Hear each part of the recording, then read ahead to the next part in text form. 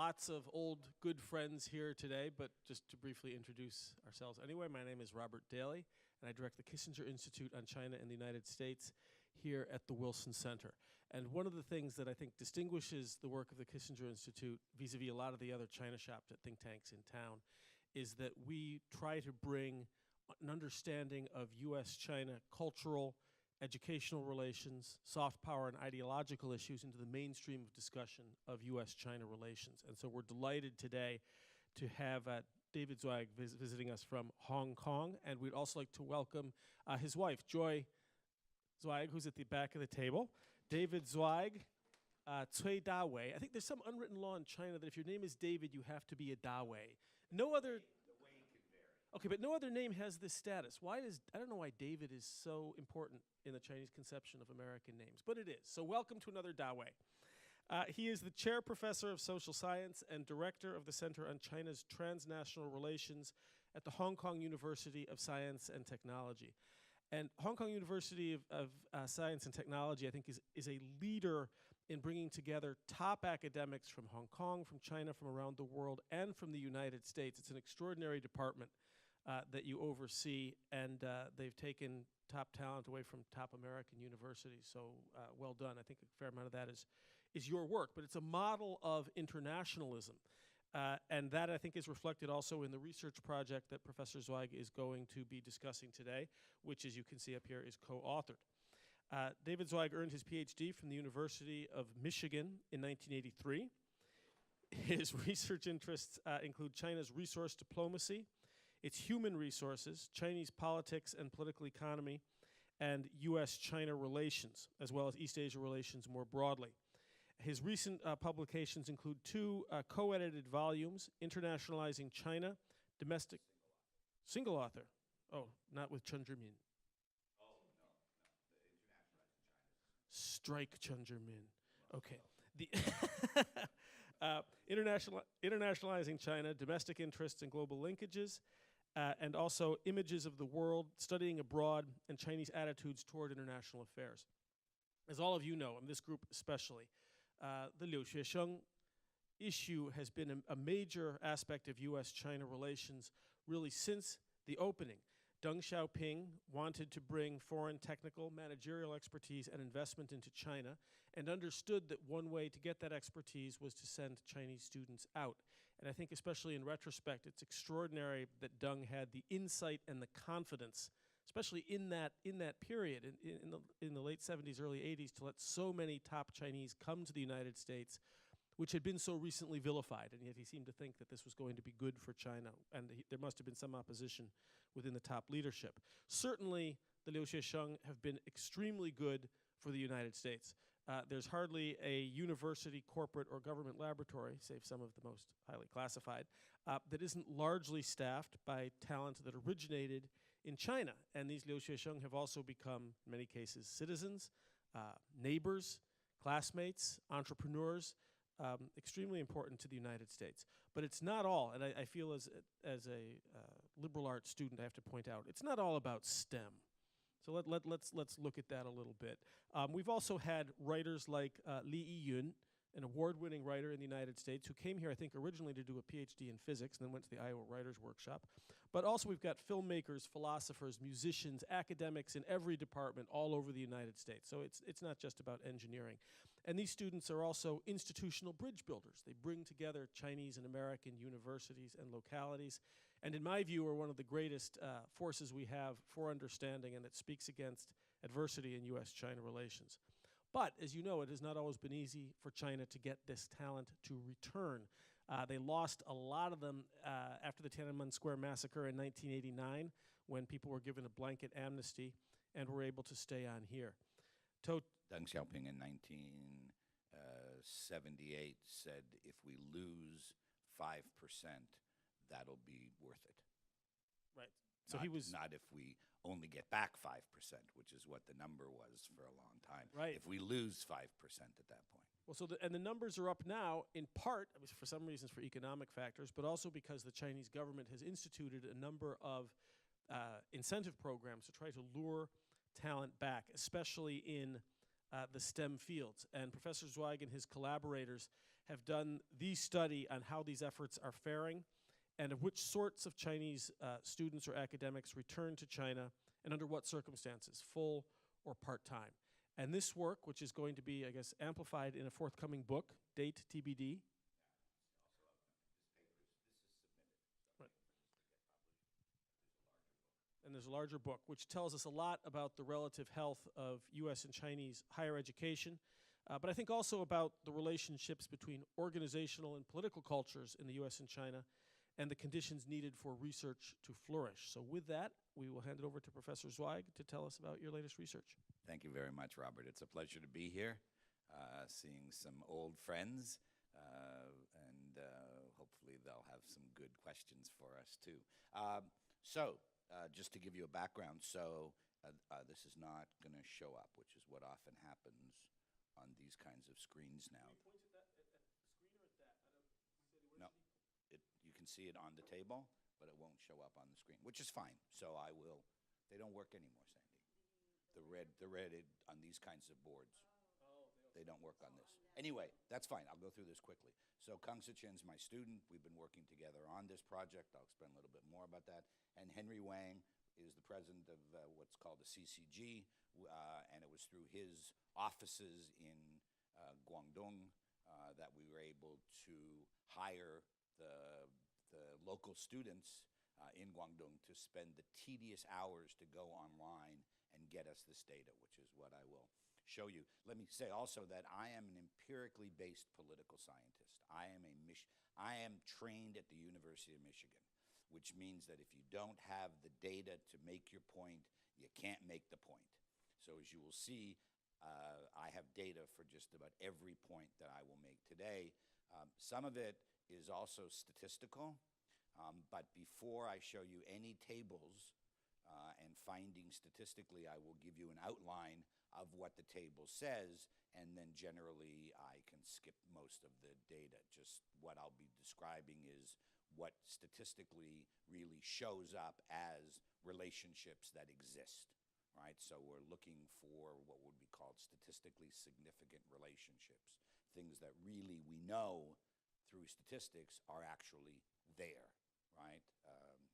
Anyway, so I need this though to move on. So, good. So we're going to look at the efforts of the Chinese state to overcome the brain drain of high-level talent. So the focus is on high-level talent. We'll look at the limits of those, and then I will offer an explanation, again, based on statistical analysis, but I can tell the stories quite well, and if you want to hear case studies, I can talk about a lot of the cases where I've gone out. I always link up trying to do a survey, and then at the same time that I'm doing the survey, I'll go into the institute and do some face-to-face interviews so that I have a good story, which is something you really want to have. And we'll talk about the problems of scientific institutional culture, as you mentioned. So governments, what can they do? There's all kinds of policies that governments do. They compete. You can get this probably online. You don't need to take a photograph, right? So there's all kinds of things that people talk about, dual passports, create organizations that encourage people to come back. So we know that recently there's all kinds of organizations in the United States of Chinese students trying to bring people back, pour money into science and technology. I'll show you in a second that China's been doing that. But the argument would be it's really hard for the government to transform the research culture. That's a very, very difficult thing to do. And this isn't just in China, but in most institutions, many places. I'll show you some quotes from research from other countries like Italy, where when you've got a power group that's been sitting there in an institute, and they've been running that institute, and all of a sudden you want to bring in all these new, talented, high-flying people who have foreign PhDs with new ideas, the power brokers resist. Doesn't matter where it is in the world, right? People who study organizations will tell you that. Well, it's true in China, but I will show you data to give you some explanation or some proof about that. Okay, so actually here, let's go first here. So returnees, numbers jumping up, right? So here's the numbers of returnees. You can see it. One of the reasons here you can see, and well, the basic reason is why are so many returning? Because so many are going out. That's the strongest explanation, simplest explanation. And they're going out for 2 years, master's degrees mostly, and they're not looking to stay. They're looking to what the Chinese would call 读一点经. Right up close. All right. I won't start singing rock and roll. Control myself, right? So the issue is that so many are coming back because so many are going out. And in fact, just to play this back to U.S. policy, right here, Condoleezza Rice made a new ruling and told visa consulates in the United States they needed the students and they needed the money. So let more people go out. And here you can see, in general, the numbers jump up of going out. Here's the going out, and here's the ones coming back. So it looks really good. It's up to close to 80%, right? Which is, it used to be 20, 30%. So the numbers are good. But the problem is that the really talented people aren't coming back, or in very small numbers. Now, this is the point at which the Communist Party panicked. 2007, this is when Liu Anchao starts the 100 Talents program, 1,000 Talents program, to try and, so here you had 94% of people in the United States with a PhD in science or engineering who had gotten their PhD more than 5 years ago, and they were still in the US, which meant that they were not so quick to go back. 5 years, you're no longer on a postdoc, you've got a job. So you've already made that first commitment to finding that first job, which means the likelihood of staying has increased. Now, as you can see, the numbers are better, 85%. But still, that's, and so my question is, of these 15% who are going back, how good are they? Are they getting the best? So the numbers are coming back, but the question becomes, are they really the best coming back? Here's the investment. So China, again, here's something for Americans to think about. I'm a Canadian, so I stand on the side, what we say, xiu xiu peng wang, right, with my arms in my sleeves, and I observe from the side. But you can see the amount of money that the government has poured in China into R&D, but still, it's quite low, right? And then, so the Chinese government's launched about a dozen programs, and we're going to look at 3 of them. Now, these are the 3 programs. Sandra, is this loud enough? Am I okay? Yeah, okay. So we're going to look at 3 programs, very well-known ones. One is the 100 Talents program run by the Chinese Academy of Sciences. This is their major program. This is CASA's major program. This is the major research institute in China. We're going to look at the Changjiang Scholars Program, which is funded by the Ministry of Education and Li Ka-shing, the tycoon, the property tycoon, the wealthiest man in Hong Kong, one of the wealthiest men in the world. He gave China money, and it started in '98. And then the party, the CCP, started their own 1,000 Talents plan, and here we're just looking at scientists and academics, not looking at entrepreneurs, right? Not people who come back. And so here we've just updated this, and so here you can see the total numbers of people who have come back on these programs. Okay, so we decided we want to find out. Oh, so here's the table that I mentioned to you that I think is very important. Robert asked me, does the party really know? Do I have to be careful in how I speak about this?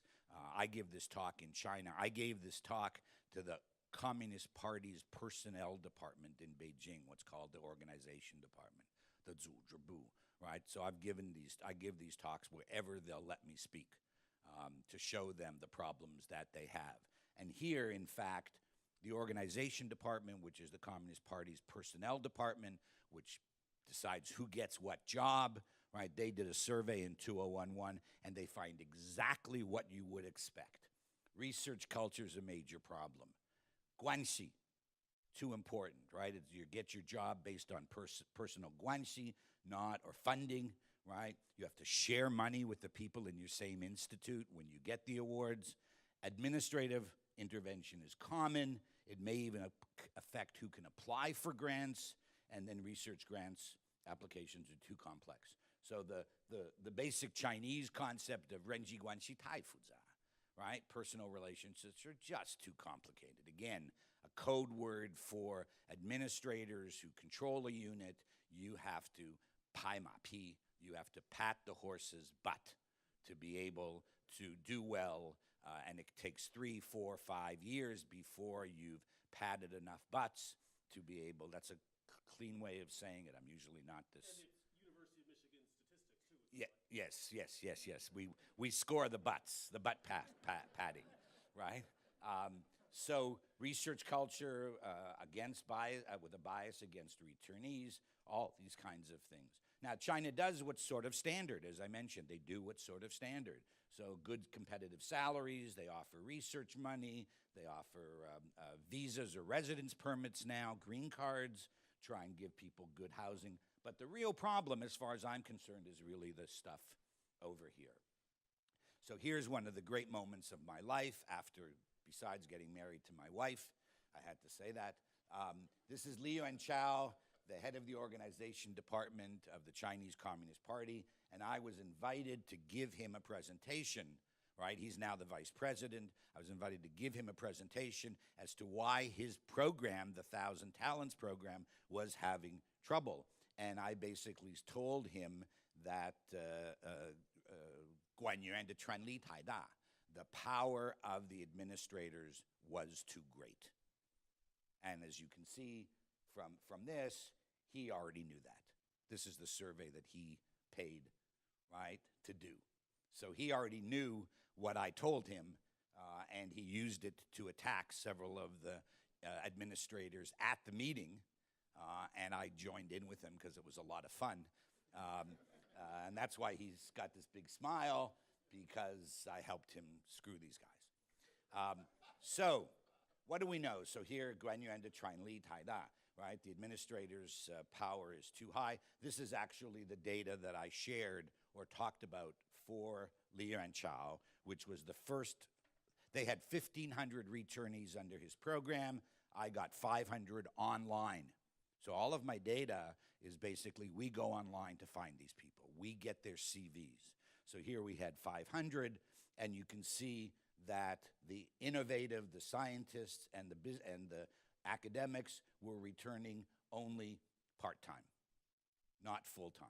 And it's in response to that that he then introduced a full part-time program. And so that's part of what we analyze now is how many people come back under the part-time rather than the full-time. And here you can see the entrepreneurs predominantly are coming back full-time, because if you're not in your business there, in your business in China, your brother-in-law is going to steal it, right? So you got to be there. Okay, so we had 4 research questions. Because, again, I wanted to test whether China's national programs are actually bringing back the best people. And this was largely in response to the 1,000 Talents program, where I think a lot of governments got very nervous. You know, the Canadian government, the American government, people got very nervous about whether or not China was getting its really talented people trained overseas to come back, finally to come back. Wasn't succeeding. All right, so the first question was the quality of awardees under the national programs at the universities surpassed the talent at CAS.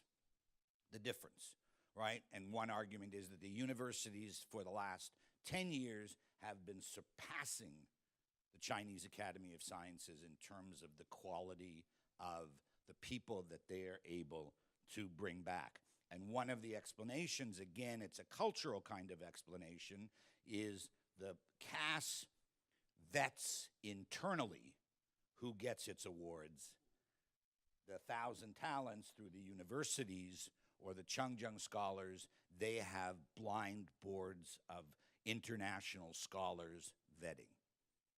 So again, here's the internal versus the external. And clearly the hypothesis or the guess would be where it's the external vetting should be much tougher, and therefore the quality of the people coming back to CAS could be weaker, right? Second question, is the quality of part-time returnees who keep posts overseas, are they better than full-time returnees? We've seen this before with the Chinese Academy of Sciences. Now, we can go into more discussion about still, part-time's not bad if you can hook these guys in, right? And they're still holding their lab back in North America or in Hong Kong, friends of mine. But the assumption would be they don't want to get completely engrossed in the domestic culture. They want to be able to keep their links to the outside. Even more now with the difficulties of getting internet access, Google Scholar, all that kind of stuff. Lots of good reasons for not going back full time, because you're just going to you're going to get lost. You're going to get cut off from the world, right? Third question, now, the mainland scholars who are not joining these programs, are they better than the people who are joining the programs?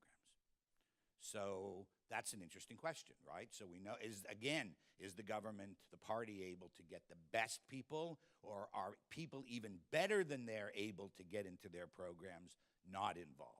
So are these guys out there at Harvard, Princeton, whatever? And I'll show you how we do this. I did interviews in Toronto. My 95-year-old mother, whose picture I won't show you today, but I go visit her because she's healthy. And so when I go to Toronto, I go and do interviews with Chinese academics working in Toronto. They've got great, University of Toronto has fantastic people doing biotechnology, biohealth. And then it's these guys I interviewed say, too much time to go back, spend 3 months of a year in China. I can send a researcher, I can join the program, I can help, whatever, or I can send these people. I just don't have the time to go back, and I don't want to take the money and then not show up. So these are all pretty ethical guys.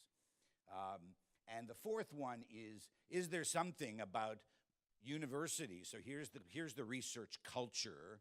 Here's the institutional culture question, which is, if we can find universities that have reformed in certain strategies, which I'll explain, versus places that have not reformed, are the reforming institutions doing better in attracting overseas talent, right? In other words, are the guys who are sitting overseas looking back and saying, hey, this university's carried out some really nice reforms, and it hasn't been easy. The power is more diversified within the university, and it gives me the opportunity to feel more comfortable, so I'm going to go back.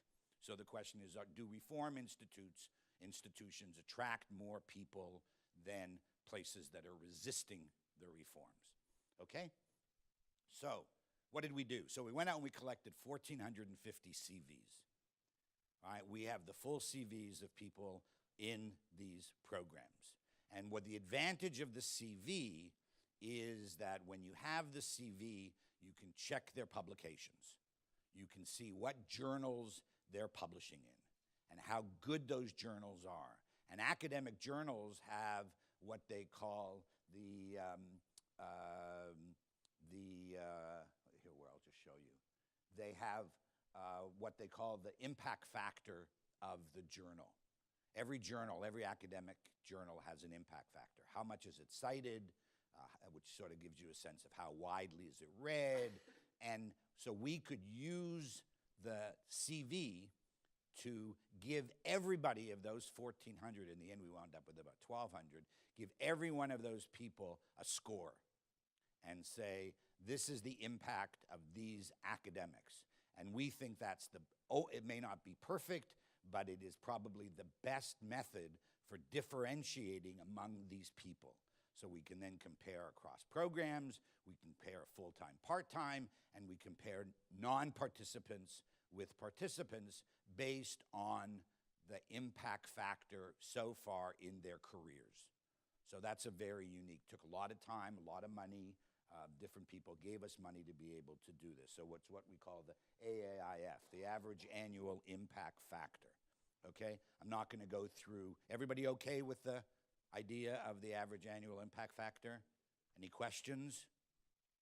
All right, because yes, is that a question? Yes, ma'am. Right? Who was it? Right there.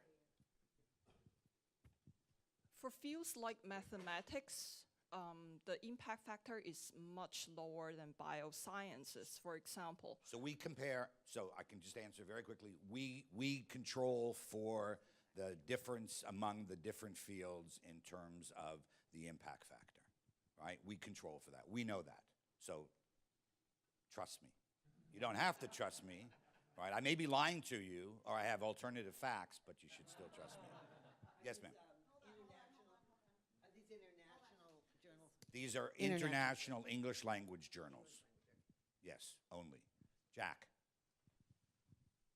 Yeah, David, for the assessment of a scholar's talent, for younger scholars, people who are coming up for tenure, the average annual impact factor is great because it tells us where are they publishing at a time when it's too early to see how their own work will be cited in the future. Right. But for more senior scholars, their own citations would be a better measure than the average of the journals in which they publish. Right. So we could not get the Google Scholar citation results for all of these people. We had more trouble trying to do that. Oh, people were ready to ask questions. That's fine. Is this okay this way? Sure. Take a break, right, for my presentation. I have a more basic question. You're talking only And about... I don't want to hear it. I'm not in the mood for basic questions. You're talking about 3 programs financed by the Chinese government. Correct. But this is maybe, what, you know, there are 350,000 Chinese students here today. 2/3 are STEM. What about the other 95% Chinese students who aren't coming? Are you assuming that the best students only come into the government programs? No. I am assuming that the government, these are the returnees, not the people who are going out. So the people who are coming back, those are I think that by and large, the state is targeting the very, very best people. We know that. They go into universities, they set up networks, they contact these people. They want the best. That was one of the reasons that Li Yuanchao, when he became the head of the organization department in 2007 and set up the 1,000 Talents, he promised China that he would be able, unlike anybody else, he would bring back the best talent full-time. But you know, there are a lot of rich Chinese who send their kids here. Sure. And it's a lot simpler for them to send the kids here than to go through this Those are undergraduates. Those are not necessarily. Well, they're both. I mean, you can't just make that assumption because half of the 330,000 here are graduates and half are undergraduates. We have good data from Open Doors. Right. And I just don't. How do you justify your assertion that? I'm not asserting that these are necessarily the best, but Okay. I'm asserting that here is a cohort that I can control, that I can get the Good. names, I can get the Good. data, I can test the data. If I can prove to you from this data, then you can make other generalizations. That's the best I can do. Okay. Good. Right? So I don't disagree. And I use the Open Doors data as well. But anyway, okay, so starting to look at so we wound up with 1,219 people that we could look at. You can see that already close to half of them are part-time. And those part-times are only in the 1,000 Talents and the Changjiang. CAS basically does not accept people part-time anymore. Okay? So here's the key findings. And I have a table after it, which is statistical, but I'll tell you the key findings, right?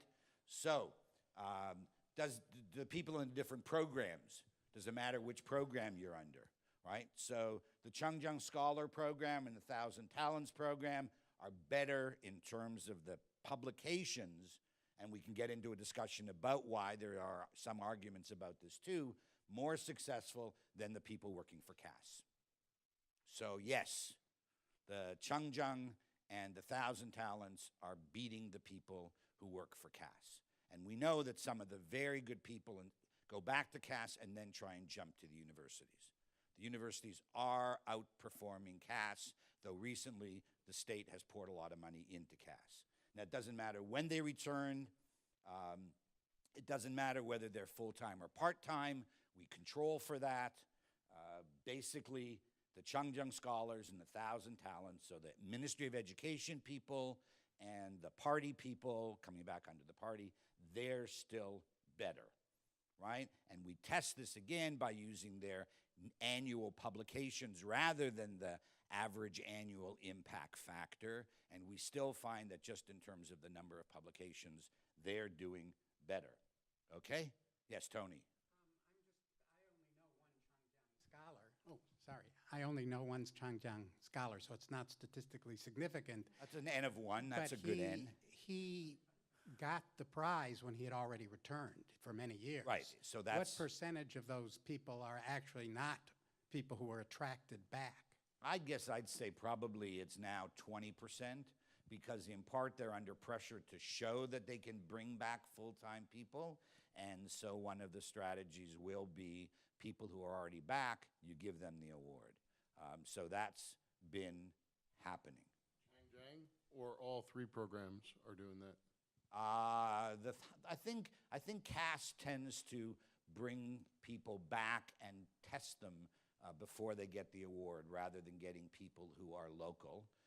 They have more programs, so they have young thousand talents, stuff like that. But we have the data, particularly from that first 500, which showed that a significant, maybe 20, 30% of the people getting the awards were already back, right? You got to fill your quota. It's China, right? You got to fill your quota. So here's the, you don't need to go through this, but here you can see wherever there's a 2-star or a 3-star, it means it's important, right? It's statistically significant. So I'm not going to go into it long, but you can see the 1.18 and the Changjiang is 0.51. So the 1,000 talents people are actually better than the Changjiang people, and they're both statistically significant, right? So if you want to look at the number, these, I don't want to go into too much detail. The other thing is part-time 1,000 talents plan, bring back the best people. Clear. That's the most obvious thing, that the part-timers under the Communist Party's program, incentive program, are the best people. So they're still here. They're still in Canada. They're still in Britain, but they are going back and forth. They're supposed to spend 3 months a year back in China, but those are the best people. So keeping that foot overseas, back in your lab overseas, gives you, one, a step up, but it may also give you more incentive to publish in top journals, because you're still competing within that competitive environment. I can see a woman sitting there shaking her head, but you know, Chinese universities want their people to publish in international journals a lot. You know, I got my first big break article was in Foreign Affairs. If I had been a Chinese professor, that would have been worth $10,000 US. So my university gave me nothing. It's that contiguous 3 months they have to be in, it's supposed contiguous. to be. Yes, it's basically the summertime. We can go into more detail about how they try and control it, but that's that. Okay, second. Okay, yeah, I can do that too. So comparing full-time, part-time, and top overseas and non-participants. So are the people in the programs actually not as good as people who aren't even joining the programs? Now, how would you find the best people who aren't joining the programs? You go online, you go to Princeton, you go to Yale, you go to Harvard, you go to University of Toronto, you go to Oxford, you go to Cambridge, you go to Australia National University, and you look for pinyin names, right? You look for people whose names are Romanized using the Chinese pinyin system.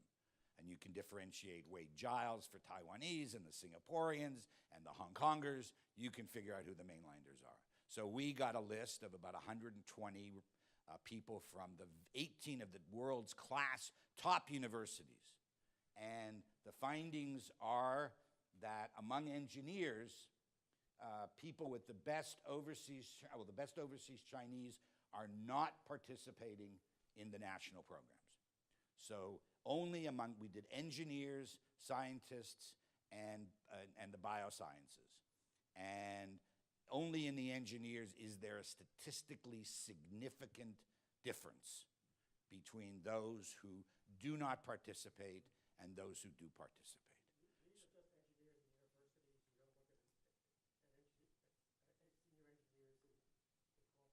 Nope, we don't. There's only so much, there's lots more we could do, but we don't look at the ones in corporate. We look just at people, because it's a comparative group. We can then look at their publications relative to engineers and corporations don't care about publication. If we could just quick note, please don't ask a question until you have a mic in hand, because your question will not be heard on the webcast. Unless you want to ask some question that you really don't want to hear on the webcast, right? Then you can go ahead and do it, right? But again, the best are not returning full-time, so in that sense, but people who spend 2 to 3 months a year under the 1,000 talents or the Chengjiang, so they are just about, do I have this? Yeah, see, we don't have enough cases to be able to do good statistics yet. We need to build this up. We've tried to build up. These are the non-participants, right? So the numbers are small relative to the people who have participated in the program, and because this is the largest number, 51, it probably becomes statistically significant. But here you can see the variations in terms of the mean scores, right? So overseas non-participants are still better than those in science, but it's not statistically significant because the numbers probably aren't big enough. But it still could be true for just about all of them, okay? Question number 4, did I lose question number 3? No. Okay, question number 4, which is really, do returnees to universities outperform CAS? And the answer is yes, very simply. And amazingly, so when CAS recruits, some of the people in CAS are actually recruited under the 1,000 Talents program. The party also will recruit top people overseas and send them to CAS. Those people are better than the ones that CAS brings back itself, which reinforces the argument that if you have a global talent evaluation system, a global board blind vetting versus an in-house evaluation, you're going to get better people, right? So that, again, supports the cultural. So people coming back to the same institute under different programs, those coming back under the 1,000 Talents are doing better. Ma'am, you look troubled. Is there, okay? I've been teaching a long time, so when I see troubled faces, I usually worry that I'm doing something wrong. Okay, so here again, CAS versus universities. You can see the returnees to CAS, it's all negative, the statistics. You don't need to know more than that. It's statistically significant, and it's negative, right? So they are less accomplished in terms of their publications as the people returning to the universities. Okay? So, part 2, how am I doing time-wise? We should maybe give you 5 more minutes? Ooh, okay, but we've been taking 7. questions already, so that's 8 more minutes. Okay, 8 more minutes. Okay, so let me just jump ahead. So we were searching for an explanation, and that explanation is trying to do it culturally, right? And so what we did, here's a list of theories on resistance. One of the most famous demographers, Ceresi, said the ability of returnees to bring about change is limited, quote, because of the resilience of strong power relations and vested interests which prevent innovators from undertaking any initiatives that could jeopardize the established situation and the traditional power structure. This is a paper in 1974 about returned Italian immigrants, right? It could be China in today. There's a question there, but you need a microphone. Wonderful talk. My question is... I'm not finished yet. Is that a kind of... This has been a wonderful talk. When are you going to wrap it up?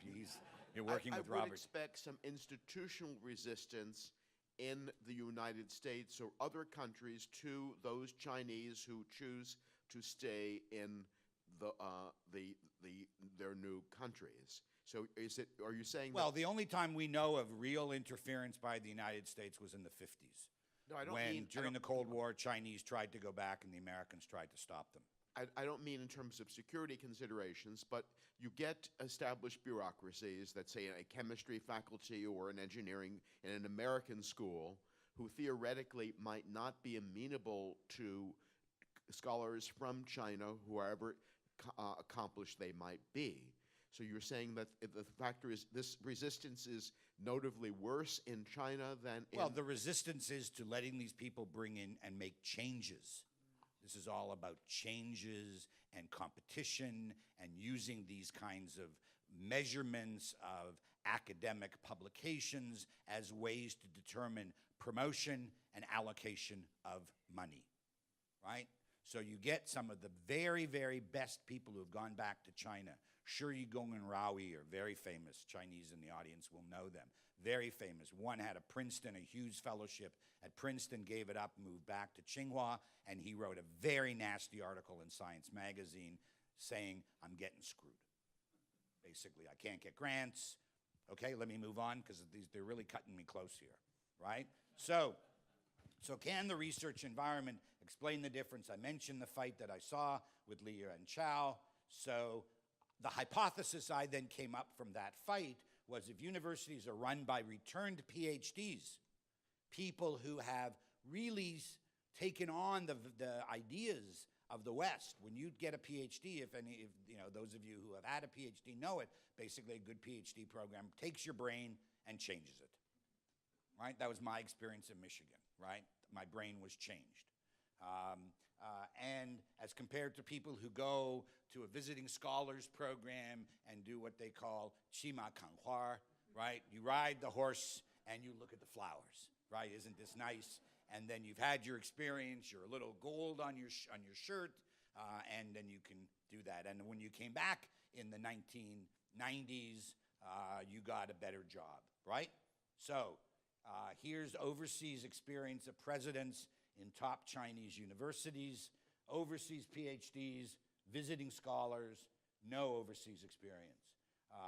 And so in the end, the dominant group is actually the visiting scholars.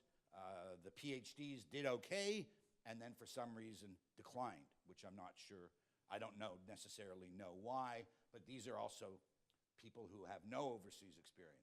Here's the number of years since they returned. And the assumption, of course, is the more you are back, the longer you're back, the less you're in touch with cutting-edge science, the more you are threatened by the new people who are coming back with cutting-edge science. And you can see that the trend has gone from 15 to 22 years by 2013, right, in these top universities. Visiting scholars under Cass in 2002, 40% almost of the directors of Cass research institutes had never been abroad. Tough, right? It's improved a lot. But the visiting scholars, the horse riders, the flower lookers on the horseback, they dominate, right? So we decided to do a statistical analysis, right? And I can end after this and people can ask more questions. So what we did was again, Kang Soo-chin does a lot of this research, and we got 27 universities from 1999 to 2013. We have the presidents of those universities. So we wind up with 63 university presidents in that period of time because they change over time, right? So the total number of observations, the total number of presidents at a particular time that we can analyze becomes 376 cases, okay? So this is just descriptive.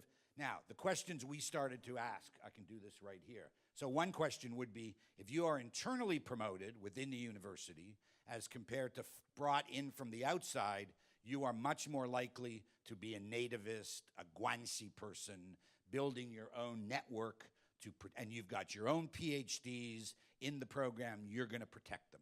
So you should be less willing to bring in top international talent if you are internally promoted rather than being brought in from the outside to make the university work, right? So, and that's based in part on these two guys that I saw fight with Li Yuanchao. And then the other big thing was holding an overseas PhD, right? We assumed, hypothesized, if people had an overseas PhD, they'd be much more willing to reform the university. So what do we find?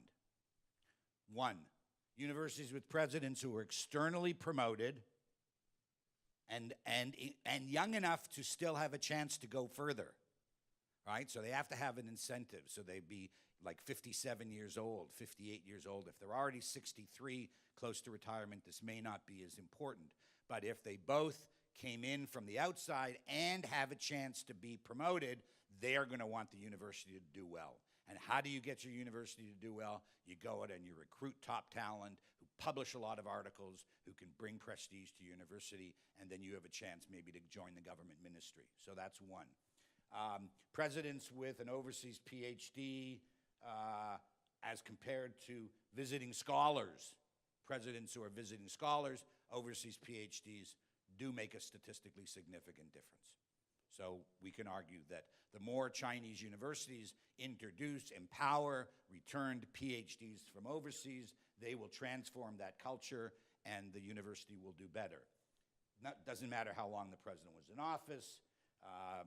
And then we started to look at reforms, and three kinds of reforms that universities are doing.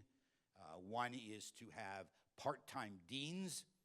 So, for example, in several business schools, the dean keeps his job at Texas A&M and spends 3 months running a university department. He's got a full-time administrative dean, so the guy's on the phone with him at night saying, oh, we got this problem, that problem, but that guy's keeping his job overseas. That's one. Second is they now have a dual-track tenure system.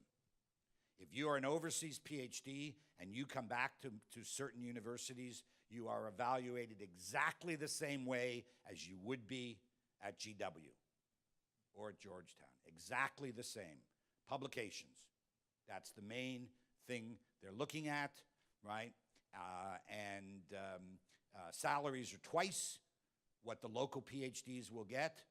Local PhDs are likely to be able to, if they work okay, they're likely to stay on and then after 9 years they get a permanent position. But these other people come in and they get booted out if they don't publish. Okay, so that's a second. And the third is what's going on in China is to establish what they call special academic zones, where, for example, at Beihang, at the Beijing University of Aeronautics and Aerospace, they have set up a separate institution for returnees. Different rules, higher salaries, many, just about everybody. Foreigners running some of the laboratories or running the institutes. This is starting to happen in China. So those are our three major reforms, and we thought people who are thinking about going back will be glad to go back into those kinds of environments rather than go back into the traditional environments. And so I just turned this off, and we'll stick with this, okay? Or is there something I can do to get it back? Okay. Anyway, so what we always do with all of these is we compare groups. So the group that we're comparing to here is people who were externally promoted versus internally promoted, and it's very clear, you get the negative, that those people who were internally promoted, they bring in less international scholars. They bring in less overseas PhDs, people from national programs. They're hesitant to do it, right? So what you would anticipate. Overseas PhDs, more likely to bring in a high number of international scholars, whereas if the president is a university, no statistically significant relationship. So it doesn't matter if that person has a visiting scholar or has never been overseas. It has no impact on his strategy about bringing in international talent, only if he's an overseas PhD. Yeah, I'm doing that. And on the reform, same thing, right? Reforms matter. Conclusion, right? Institutional culture matters, right? Norms within an institution, overseas experience of the leadership, power resting in the hands of people who do not want to change the culture or who want to change the culture affects these kinds of changes in China and who's going back. Universities, presidents with overseas PhDs are better. Locally trained presidents, well, let's jump ahead on that. Some places have set up all these different kinds of programs that I've mentioned, and that those things work better, but there's still a long way to go. 谢谢大家. Thank you very much. Thank you, Professor Zweig. One quick question, if I understand this properly. I mean, the best people who are returning are doing so part-time. Correct. Basically in the summer on their summer vacations. Correct. So how big an impact can they have? China's investing all this money for further development to build comprehensive national power, and most of us know that some of these things are, honorary professors. It's sort of isa. You fill your quota, you get some people from the Ivies, they're there for the summer, their children brush up on their Chinese, they eat some food, they go Right. back. I mean, does it matter in terms of China's long-term goals for this? And this is, I realize you won't have data on this, but what's your impression? Right. I think it depends on the people. I think that they're better today than they were. The part-timers are better today than they were, let's say, 20 years ago. CAS, the Chinese Academy of Sciences, initially allowed a part-time, and then it was really bashed because people just came back and signed up, took some money, and then almost never showed up. So there's a real wariness about that. What my university does is, because I knew all this, and I told my provost, and I said, watch it, right, that these people will take positions back in China and double dip, take the summer salary and still take your salary, because we're a 12-month salary in Hong Kong, not a 9-month salary as in American universities. So they made these people sign a contract. And the thing is that if these people are coming back and not doing anything, then the institution's going to say, we're not going to give you the money next year. We'll go find somebody who can help us. And there is this, there will be a chapter in the book called the diaspora model. And many countries that have not been very successful in bringing people back from overseas develop strategies, lists of talented people overseas who they try and engage in scientific training. So I think these people do make a difference, but they clearly, you could argue, they don't make as big difference as those who come back full-time. But on the other hand, those who come back full-time can get cut off. So they've got to, they're walking on two legs. Pleased that there's a tremendous amount of expertise in the room today, government, academic, and especially happy that the Hopkins Nanjing Center is so well represented with Tony Kane and Dr. Catherine Moorman and Madeline Ross. So still near and dear to my heart. So please wait for the mic for your questions. But any questions for Professor Zweig? Arnie. They were members of the same synagogue in Hong Kong. Right. Is there a contradiction between trying to attract Western trained talent and what seems to be a campaign against anti-Western influences? Perfect. So, of course, Chairman Mao taught us what I said in Chinese is Mao Dunyo Pu Bianxing. Contradictions are universal, right? So the Chinese would say, oh yeah, there's a contradiction, but, we have to, on the one hand, we have to control foreign influences who are trying to overthrow the party. And these returnees are a perfect strategic group to be doing that. So what has the party done? Last year, the Central Committee put out a document, and in that document, it said that so Chinese who return are encouraged, but don't have to join the Omei Tongxuehui, the European American Alumni Association or Returnee Association. That organization has over 100 years of history and was a civil society group, but the party had its pretty good control over it. Well, it's just tightened its control. And what it now says is basically, and I've interviewed a businessman who said that he joined the local Returnees Association because if he didn't, the government wouldn't help him do business. So they were holding his feet to the fire. And the party has, in academic, in research institutes, there is enormous pressure to set up these associations, to get people to join these associations, and then have the associations run under the authority of the Tongjianbu, of the United Front Work Department within the Communist Party. Is there a pressure to join the Communist Party? No, I don't think there's pressure to join the Communist Party. And you don't, no, I've never seen that.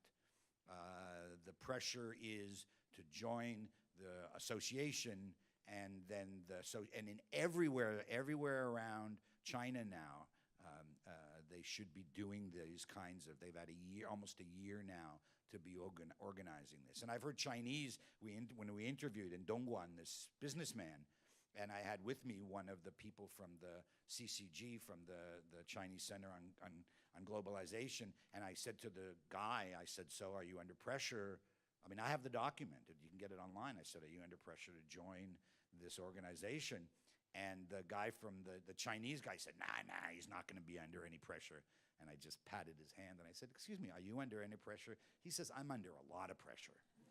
He says, "Because if I don't do it, the local government and the local party will not help me spread my business outside of this town, right? If I want to go all over Dongguan, or that's a big county near Shenzhen. If I want to move into Shenzhen, my business, if I want to sell in Guangzhou, I need a network. And the party can help me with that network. And without joining this organization, they won't help me." Okay. When we go to people the who middle- haven't yeah, asked who haven't questions. asked questions. Let's go to the middle of the room. We'll go to the two gentlemen there on the right. Yeah.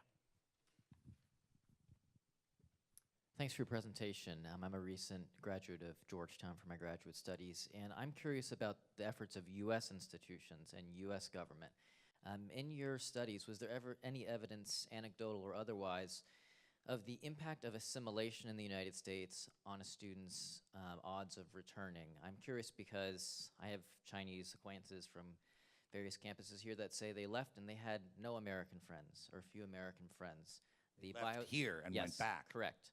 The biostat program at Georgetown, 100% Chinese in the cohort. All the professors are So you're Chinese. asking whether Chinese students who assimilate more while they're here are less likely to return later. Correct. So the data over time has varied.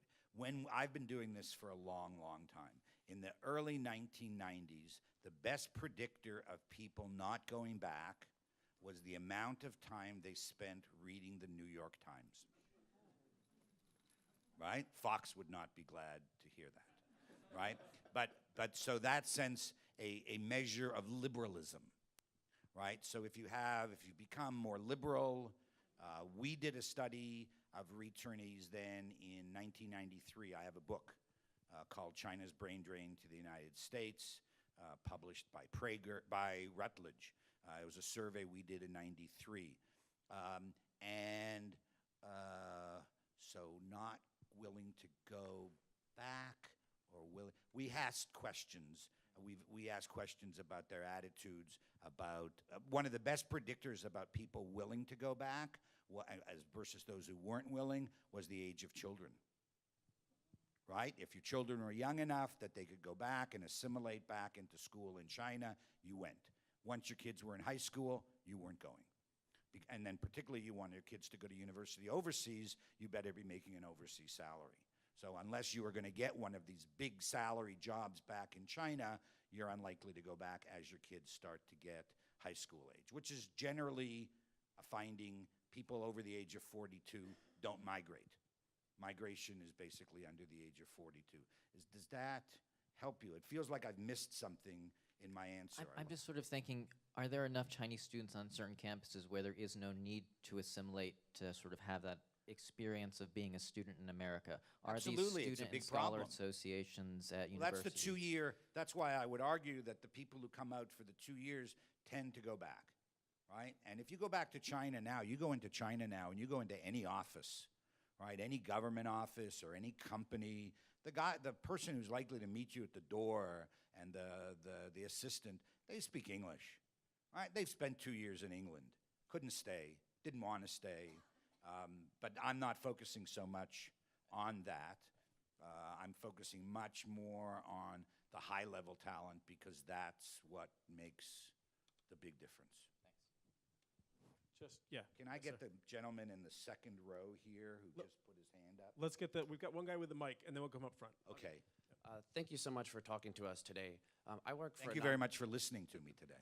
Anytime, anytime. I work Okay. for a nonprofit that brings international trainees and interns to the U.S. for temporary training programs at U.S. employers. And personally, I work on with STEM professionals from China coming here. So is there a concerted effort from the Chinese government or party to incentivize those types of non-immigrant short-term training abroad and then capitalize on their knowledge and skills that they learn when they come back?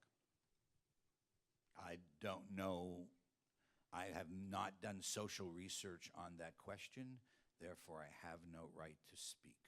That's another Mao quote. 谁没做社会调查，谁就没有发言权. Right? Those who have not done. So I don't really know, but I can't imagine that they wouldn't. Right? I can't imagine that these would not be well-organized programs where people are sent overseas, vetted to make sure that they're not going to stay. They want them to come back. They don't want them to jump ship. Yeah. Thank you. Yes, please. Can you introduce yourself, please? Leo Orleans. So this is the man, for those of you who know something about returnees, this is the godfather, the absolute godfather. So just to see him here. I'm just so impressed with all the work you've done and the statistics you have. And Well, thank you. The data that you've Well, I learned a lot from you. And yeah, first big book on I was lucky enough to write on China when there wasn't any in the 50s. Right. And my books then, and it was easy. They could disagree with me, but no one could prove me otherwise. Actually, Leo wrote one of the first articles called Overseas Students and Technology Transfer, which I still cite, back in 1985, maybe. It was published in 85. And already then talking about the same kinds of issues that people are worried about now, which is to what extent do people go overseas, learn new technologies in the West, and then bring those back to China, and how it's used, and whether there's credit given, whether there's patents infringement. But my first book was 1950s, and it was Chinese students in America. And, well, I was in diapers then. It's a different world now. Now Right. I'm turning 93 next week. Congratulations. Anyway, question? Did you have a question you wanted to ask or a comment? Great. Well, thanks. There we go. Let's go first to people. I know there are a lot of questions who haven't asked a question yet. So why don't we go to the back, Catherine, and then we'll come up front.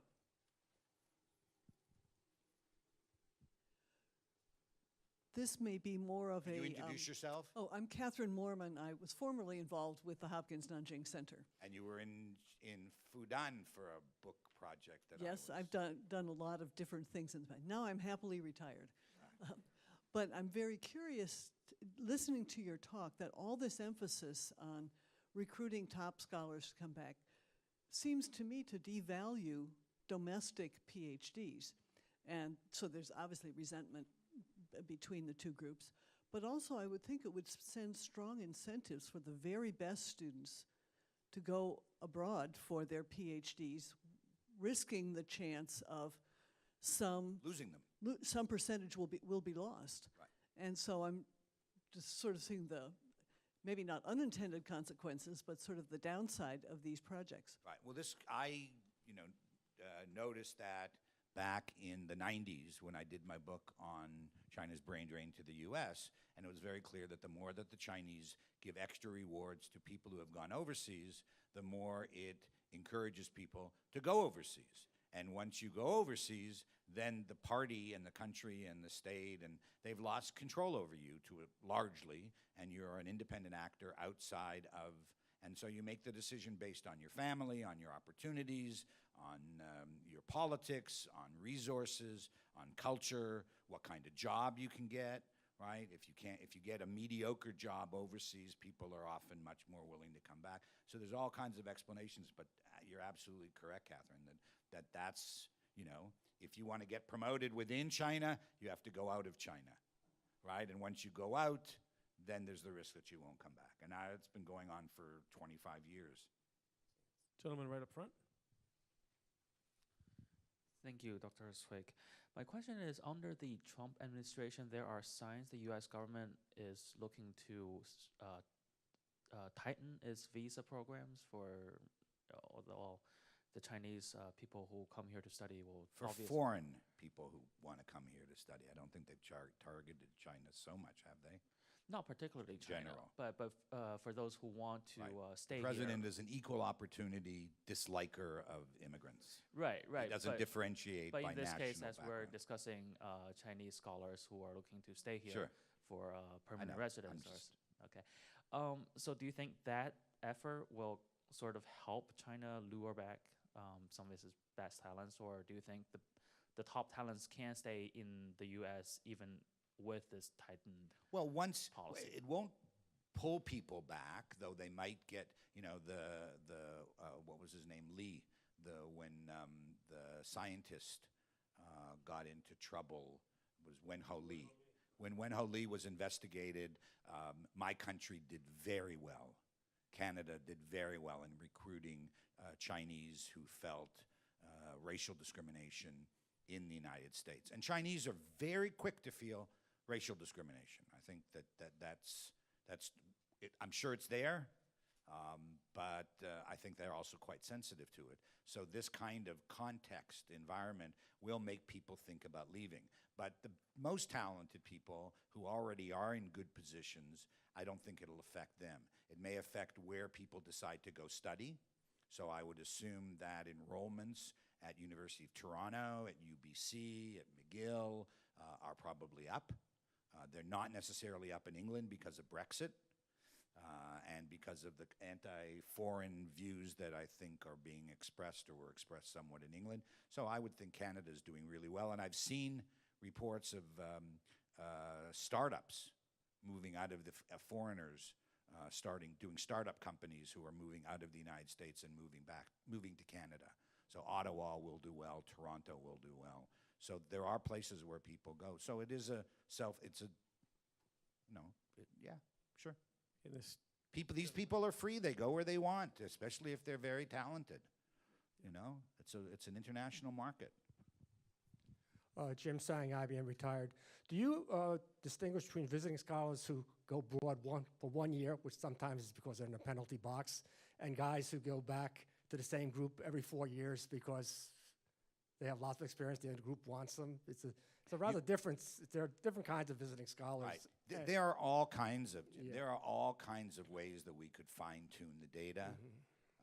And I'm more than willing, anecdotal, and I'd be more than willing to hear anecdotal comments or stories from you on this. The best we've done in terms of visiting scholars, one of my Chinese colleagues, we helped him write a survey, but then he did the survey, and we could differentiate between visiting scholars who were out for more or less than 3 years.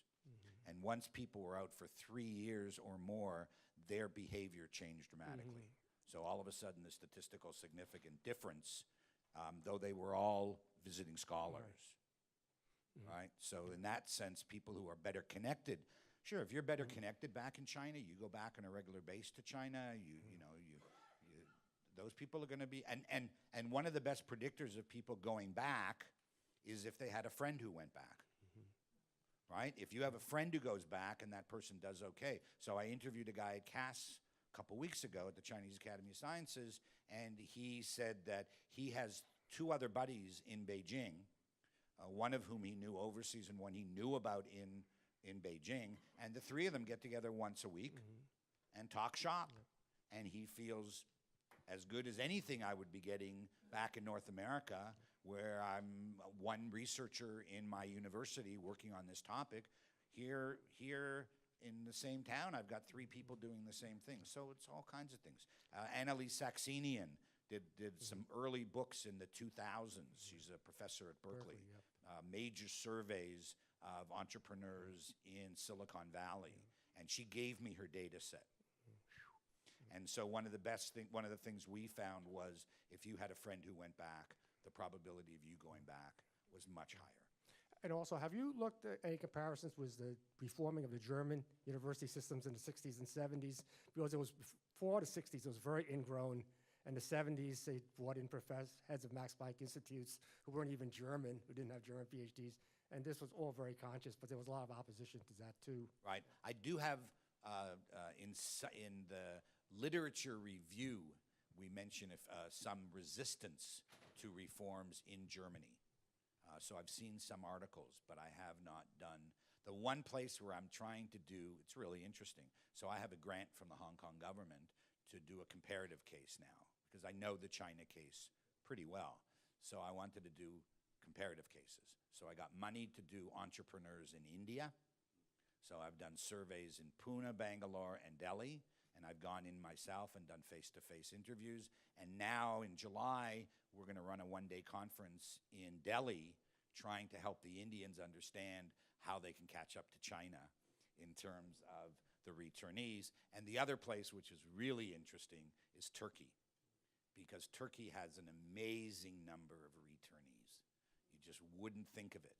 But from Germany, from the US, universities that are pretty good universities. There's a university called Sabancı, which, right, pretty good university. Koç, K-O-C, these are well-known Turkish universities, and you could find in Koç maybe 70% of the faculty are returnees. Sabancı, the president, Berger, was an MIT professor for 30 years. So I've done a survey there as well. Unfortunately, the coup happened, or the fake coup happened, and the tightening up has happened.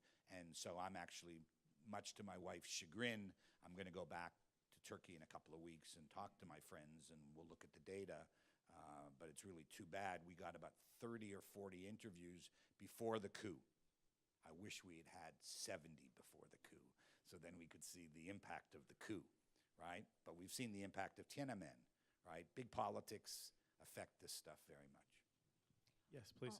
My question is regarding, have you looked at the gender issue? Because like in STEM, in the United States, it is a disparity between like women and male. I don't know about China, but I don't know if you looked at that, and about the number of people who return, like how many gets out of China versus how many goes back to China. And you mean by gender? Yes, and if China is like welcoming like female scientists or scholars. Thank you. Right. So here's our data set of 1,219, right? Now, is it totally random? No, but it's pretty good in terms of random. And wow, 95% of them are men, right? Now, I know from interviews that I did back in the 90s when we did the book on China's brain drain, that women did not want to go back. Now, the two kinds of women didn't want to go back. The wives didn't want to go back because they got mistreated in the stores, mistreated in the shops. The service was terrible. And even if they lived in Norman, Oklahoma, they could get a 3-story house, you know, or a 2-story house on a nice piece of land and bring their kids up in a clean environment. I hope nobody's insulted about Oklahoma. I was just thinking of small towns, sort of not in the middle of the, you know, you're not getting a job in Cambridge. Right? But I know people who were women who were quite happy to do it. I also know women who went back and had a very hard time getting ahead because the same institutional culture that fights against returnees in general also fights against women. You know, they'd all be accused of sleeping their way up, getting their jobs. You know, there's the Chinese expression, 大婆鞋, right? Sort of you poke holes in leather shoes, which I've never quite understood, but that means basically that you'll screw your way to the top. And it's a very common phenomenon in China. The accusation is a common phenomenon, you're saying? Sorry? The accusation. The accusation. Is a common phenomenon. Yes, absolutely. Well, you get it here too. You know, in lots of institutions here, you get the same thing. Women who get ahead are always accused of using their sex rather than their gender to get ahead. So yes, we've looked at that. And mothers are also much more concerned about the children. So one phenomenon that we've seen is the mothers and children stay and the men go back. It's called Neidzaime. Your family's still in America. Your family's still in America. The problem is divorce rates are way up because the husbands go back, they get a nice job, the wife is here, and some, these guys are quite attractive, they're successful, they're on their own, and they wind up getting a second family and divorcing their wife. So that's also part of it. So this gentleman in the back. We got one more question at the back. There's one or two back there that have been very patient.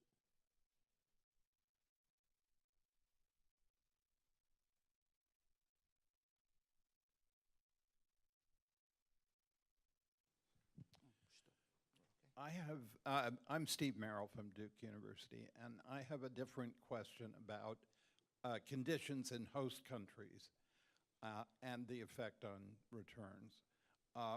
And that has to do with research funding and promotion opportunities. For example, is there a difference among fields, particularly with respect to Chinese trained in the United States, finding much more difficulty as native-born PhDs are in biomedicine, for example, because of large numbers, restricted funding, much longer postdoc periods than 5 years often? I don't know the answer to your question. I'm sure the data are available. Open Doors probably has some of the data on that. It depends again on the field. For a while in social science, humanities, history, whatever, we felt that if you weren't Chinese, you couldn't get a job in a political science department on China. That there was a time when everybody assumed that they knew more than we did, and now that's ended, and now it's just how well can you do? What do you know? And there's the assumption that actually Weigler and foreigners can still understand China pretty well and look at it from a different perspective. In the STEM, I know that there's data. Again, you could look at the Open Doors data, and I've seen that, in fact, I'm trying to remember which group. I think it's that the Chinese take postdocs and the Indians take jobs, right? So the data showed that the Indians were much more willing to take a job, probably because they had much less interest in going back. And so people would take a postdoc, but I can't answer your question, and there probably are people in this room who can. There's one more question at the back, and then we'll come up front. Yes. Yeah, very quick, an observation and a question. Who are you? I'm Madeline Ross, SAIS, Hopkins, Nanjing. How are you? Good, how are you? Good. It's good to see you here. Nice to see you. Observation is just that from working at large public universities and hearing, I've seen a lot of informal networks sending returnees back who don't appear in any of these systems because they resist taking a title of Changjiang, but especially closely linked to their alma mater, right? So they go back to their Muxiao for the summer, and they go to a conference, and then they train people in the lab, or they invite people from their alma mater to their lab here in the United States. And so there's all this back and forth, very rich, but not showing up, which I'm sure you know, and it's just Well, that's why the people I mentioned in Toronto, remember, that's one of the reasons I have the category of people who don't participate in any program. Right, and that's to cover that and to see the really best people. So I interviewed a couple people at the University of Toronto who are not on the list. One was a Changjiang scholar maybe 8-9 years ago. It ran out, he didn't renew. So there are very, very talented people who just will go back for the summer, we'll train, we'll bring people over, we'll get involved. And some of those projects are just remarkably good. One guy at York University in Toronto has an amazing project on SARS and venereal disease, and he has a huge database from the National Bureau of Statistics. He was a visiting scholar at Xi'an Jiaotong University as a Changjiang, and he doesn't go back now. He sends his team, and I met some people, and it's a major project funded by the Chinese government and the Canadian government. Yeah, I think that would be a really interesting other angle. But my question is just, have you been able to, or is there any way to take into account the effect of policy changes in China and on the flows over the years as you've been looking, or when an internal document has come out, what that year, how does that affect the flows the next few years? Right. Well, I could give a different talk, right? The old talk I used to give before I decided to ask this question and go after this data set was just basically returnees over time. And there's a chapter in Internationalizing China in my book from Cornell in 2002, which is all about the returns from the return flow, and it's very closely linked to the politics. So politics has a huge impact. I mean, Tiananmen, boy, the number of people staying overseas, you can't imagine politics. I mean, it's like, you know, Indians, Chinese, Taiwanese, they're all going a little bit better. Chinese are picking up. Tiananmen happens, and it's up there in terms of people applying for full-time PhD programs and then not going back. So Tiananmen has a huge impact. Relaxation. In 84, Leo wrote about this. I've used his data, right? In 84, the Chinese allowed reunification of families. They allowed wives to go out and join the men who were in master's programs. And the men immediately went into PhD programs. The women started working in restaurants. And that length of time lengthened, not going back. And then it ran into Tiananmen, or it ran into 86, 87 when the reforms started getting into trouble and people stopped going back. As I said, Condoleezza Rice just says we want more Chinese, right? When she's Secretary of State, boom, the number of Chinese coming out goes up because visas get easier on the American side. What else? I think now there should be people resisting going back because of C.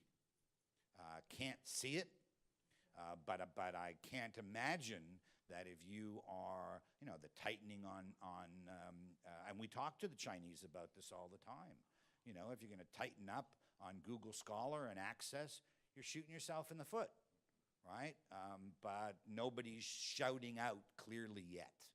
I think people are saying it quietly, so I can say it, right? Because I'm a vice president of the Center on China and Globalization in Beijing. I can say it. And so you can see I take a fairly neutral position on a lot of this because it gives me the right to say things. I'm not seen as a threat. I'm just seen as someone who wants the policy to work more effectively. And so but that's a tough one to say, especially before the 19th Party Congress. You know, Xi's not going to relax this at all. And I'm not even sure he will afterwards because I think he really worries about, you know, Yense Gaming, about the colored revolutions and all that kind of stuff. And he's not a closet liberal. So we've gone a little bit over, but this really is a rare gathering and a rare opportunity. So maybe one final question, if it's a quick one. Well, let's make it quick. Thank you. I'm an ink-stained dredge who writes for a couple of magazines about foreign students and higher education, many Latino magazines. So, and I've written 2 books on the history of foreign so we need to really get to the question. We're keeping the people over. question is that the foreign student visa was never intended to be a permanent visa. And yet, yes, F1, even J, of course, even more so J's. So, but it sounds like you're saying that most students are coming here with the intention of staying, and it's the Chinese. I didn't say that. What I said was most students are coming on the master's program with no intention of staying, and that's why the numbers are going back so much, or the numbers going back is so high, because people are coming on a 2-year plan, and they just really aren't thinking about it. Then why are these programs, trying to get kids to come back if because I'm differentiating between 2 groups. I did this right off at the beginning to try and differentiate between 2 groups, because you hear a lot about the numbers coming back, right? So this actually shows you that the numbers coming back are huge. So we're here in 2015, 1.8 million people have returned, right? Even as the annual rate, so students going overseas, here we're already close to over 500,000 going out in 2015. So the numbers going out is huge. The returning is huge, but they're mostly master students. The targeted group is this one, the science and engineering, PhDs. That's the group that China really wants. They don't care very much. I mean, they do. I talk to people about the master students and the undergraduates. They want those people to go out, do well, not to get into trouble, that kind of group. But this is the target. And what percentage of that are Here they? you can see. No, percentage of the, Of the total number of students? Oh, I don't know, 5% now? Probably, not much more than that, given the huge number of undergraduates and master students. It's a good question. Don't have the answer. I would assume it's a small percentage, but in terms of impact on China and in terms of impact on, the renaissance, the great renaissance of the Chinese nation and the impact on science and technology in China, that's the group they want, and the entrepreneurs. Professor David Zweig, thank you so thank much you. for coming this morning, and thanks to all of you. 谢谢.